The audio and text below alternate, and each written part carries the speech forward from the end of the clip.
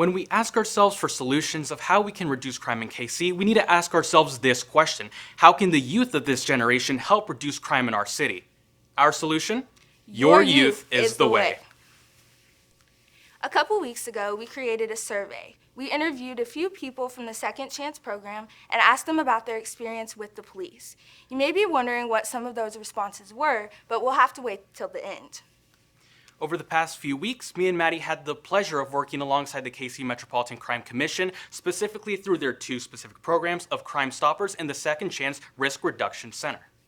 What are these programs, you may be asking? Crime Stoppers is KC's 100% anonymous hotline. You can submit tips through phone calls, messages, and even through our new app. Second Chance is the recovery program for formerly incarcerated people. It helps with employment, staying clean, and self-development.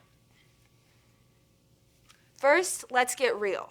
These statistics are accurate as of Monday, July 3rd. In 2020, we had 97 homicides on this day.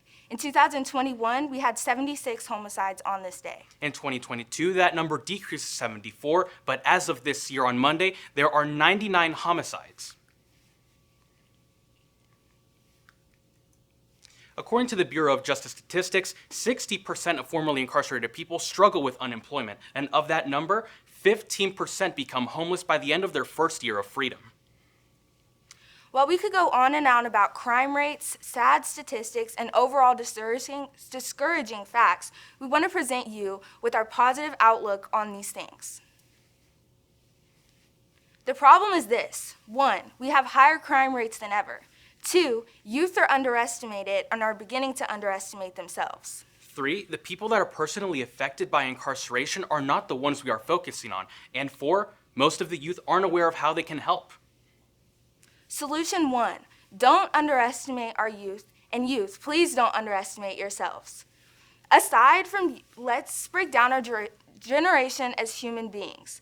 1, we're looked at as the generation that's always on their phones, lazy, and overall just not active.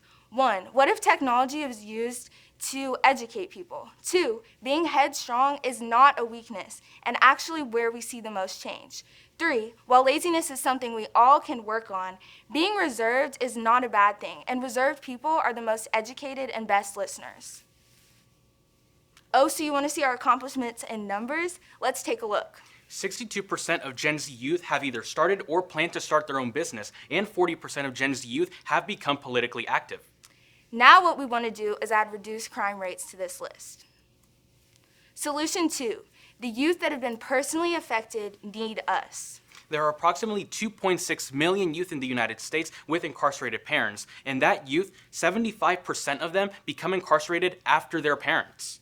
But how do we help this youth? We ask this youth. To see change, you ask the people personally affected by the things going on. Our solution is simply asking, supporting, and providing real and professional help for our youth. We want to see circles of safe places, not only where we are talking, but where we can hear them talk and share their stories with us. We want to see support for them in their schools, their churches, and their social groups. And finally, we want real and professional help, such as therapy and just listening to their stories. It is not enough to simply hear the struggles of their parents who have been incarcerated, but also the children and how that incarceration affects them. Solution 3, the youth that don't know need to know.